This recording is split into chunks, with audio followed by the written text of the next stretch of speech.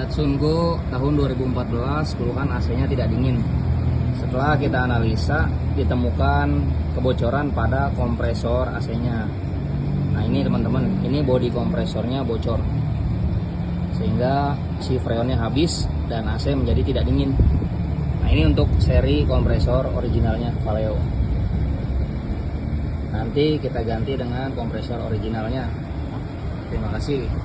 The type of girl you wanna chew all of my bubble gum. The type of girl you wanna chew all of my bubble gum. I'm the type of girl you wanna take to your mama house. Take to your mama house. Yep, the Georgia Peach and I'm back again. It's time to do the damn thing. Better tell your friend. First things first, I cheat 'em. Mess around.